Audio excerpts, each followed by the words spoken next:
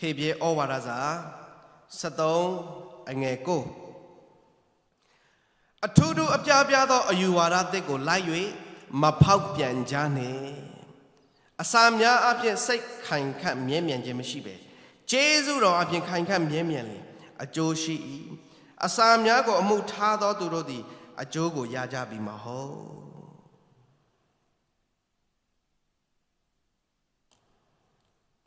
ဒီမှာအထူးထူးအပြားပြားသောဩဝါဒအယူဝါဒအသစ်ကိုလိုက်ပြီးမဖောက်ပြန်ကြနဲ့ဘာကြောင့်ပြောနေတာလဲဖောက်ပြန်နေလို့ပေါ့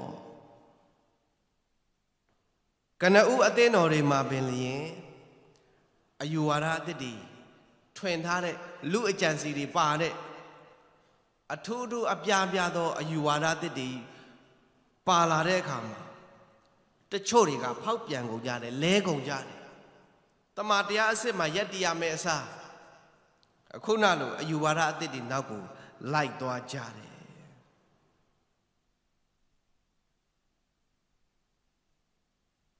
တချို့ကအစာများအဖြစ်အစာကျွေးရမယ်ဝတ်ပြုကိုးကွယ်တဲ့လူတွေကိုစီဝတ်ပြီးရင်ကျွေးကိုကျွေးရမယ်အစာတွေကိုအမှုထားတယ်တချို့ကလည်းအဲ့ဒီအစာကိုမှုထားပြီးလာတဲ့လူတွေလည်းရှိ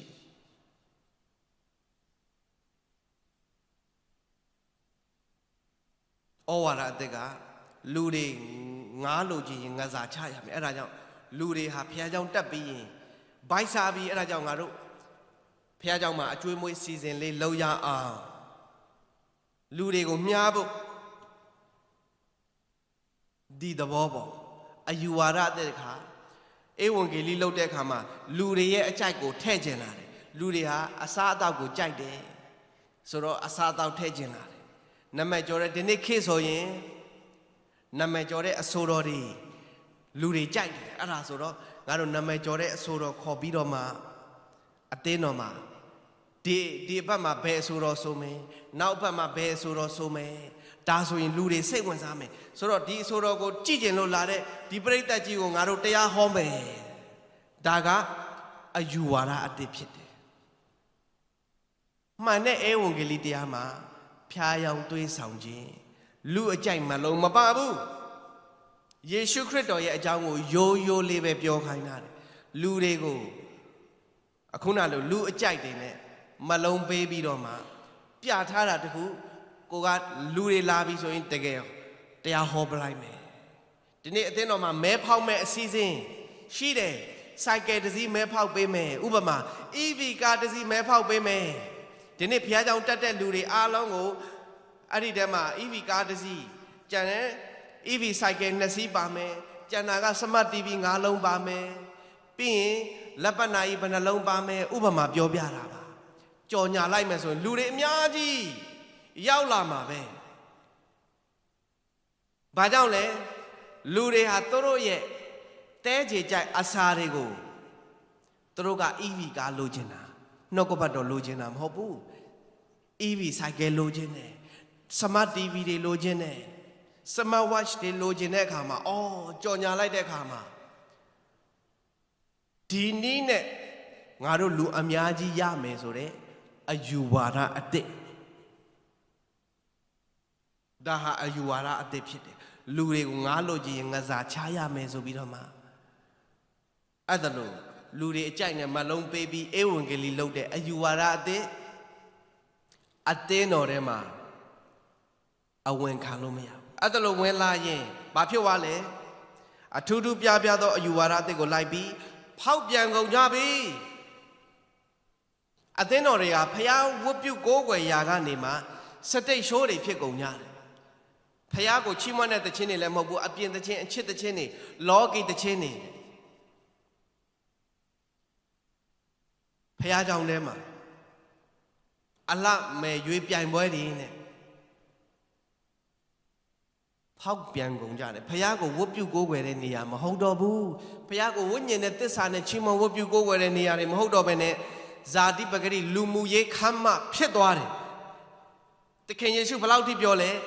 ငါအိမ်တော်ကိုဓမြတွင်းဖြစ်စေကြပြီသင်တို့ဟာဘာကြောင့်ဓမြတွင်းဖြစ်စေကြတာလဲဓမြတွင်းမဖြစ်စေနဲ့သခင်ယေရှုပြောတယ်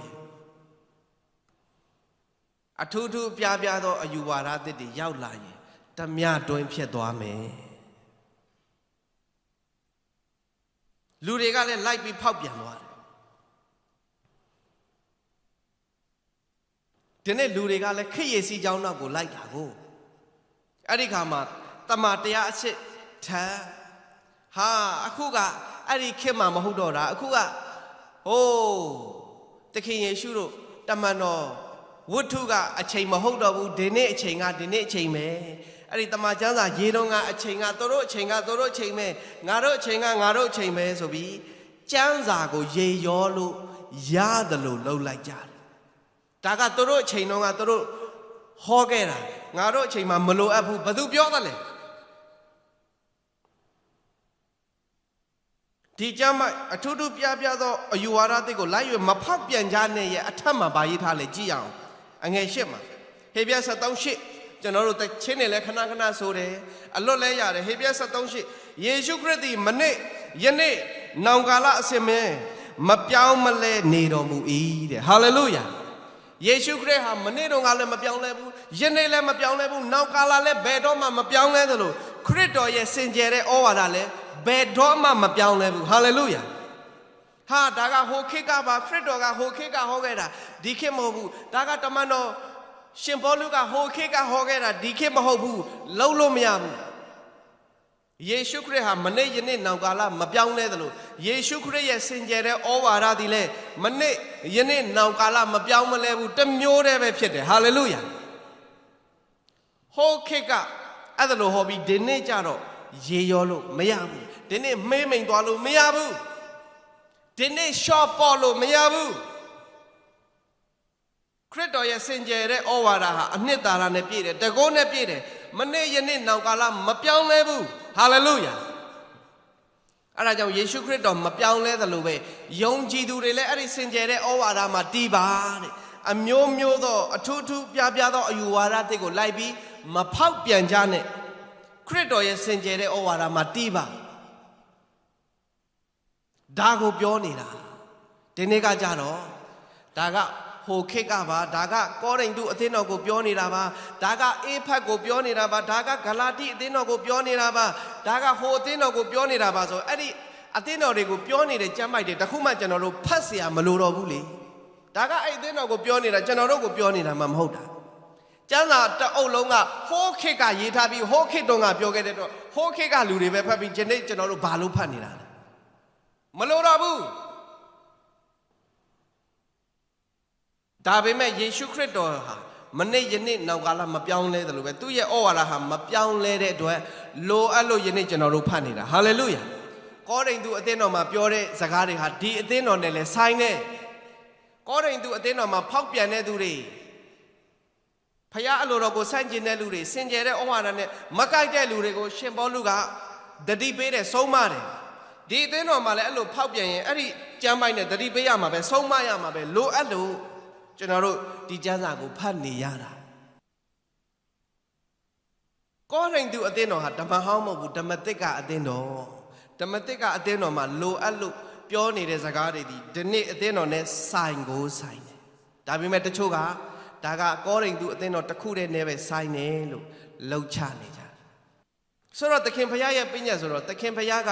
ကောရိန္သုအသင်းတဲ့တဲ့ကိုကွက်ပြီးပညတ်ပါမလားဒါပေမဲ့အယူဝါဒသစ်တွေကအဲ့ဒါလိုလှုပ်လာကြတယ်ဒါကတော့ကောရိန္သုနဲ့ပဲဆိုင်တယ်ဒါကတော့ဂလာတိနဲ့ပဲဆိုင်တယ်ဒါကတော့အေဖတ်အသင်းတော်ကလူတွေနဲ့ပဲဆိုင်တယ်ဆိုပြီးဒီနေ့အသင်းတော်ကလူတွေအတွက်ဘယ်ကျမ်းပိုက်လဲဘယ်ကျမ်းပိုက်ရှိတော့မလဲဒါကဟိုကအတွက်ပဲဟောထားတယ်ဆိုဒီနေ့ကျွန်တော်တို့ဒီဓမ္မသစ်ကျမ်းကြီးတစ်ကျမ်းလုံးကိုစုပ်ဖြဲပလိုက်ရမလားမဟုတ်ဘူးလိုအပ်တယ်ခရစ်တော်ဟာမနေ့ယနေ့နောင်ကာလမပြောင်းလဲသူပဲသူ့ရဲ့ဩဝါဒဟာမနေ့ယနေ့နောင်ကာလမပြောင်းမလဲတမျိုးတည်းပဲဖြစ်တယ်စင်ကြယ်တဲ့ဩဝါဒဖြစ်တယ်ဟာလေလုယာကောင်းငင်နဲ့ထိုက်တန်သောသူတွေဖြစ်ဖို့ကောင်းငင်ဘုံကိုပို့မဲ့လမ်းပြတဲ့တမန်တရားဖြစ်တယ်ဟာလေလုယာလွဲလို့မှမရတာအဲ့ဒါကြောင့်အထူးထူးအပြားပြားသောအယူဝါဒသစ်ကိုလိုက်၍မဖောက်ပြန်နဲ့ဆိုတဲ့အတိုင်းမဖောက်ပြန်ဖို့လိုတယ်ခရစ်တော်ရဲ့စင်ကြယ်တဲ့ဩဝါဒမှာယက်တည်ဖို့လိုတယ်ရဲရဲပြောရဲဖို့လိုတယ်ဒီနေ့သင်းအုပ်ဆရာတွေလည်းအများကြီးလိုတယ် ခေတ်ရည်စီကြောင်းနောက်လိုက်လို့မရဘူးခရစ်တော်နောက်ပဲလိုက်ရမယ်ဟာလေလုယာခေတ်တွေဘလောက်ပြောင်းခရစ်တော်မပြောင်းဘူးဟာလေလုယာခရစ်တော်ရဲ့စင်ကြယ်တဲ့ဩဝါဒဘယ်တော့မှမပြောင်းဘူးဟာလေလုယာလူတွေရဲ့အတွေးခေါ်တွေဘလောက်ပဲမြင့်လာလူတွေရဲ့အတိတရားတွေဘလောက်ပဲတိုးတက်လာသိပ္ပံပညာရှင်တွေဘလောက်ပဲတိုးတက်လာ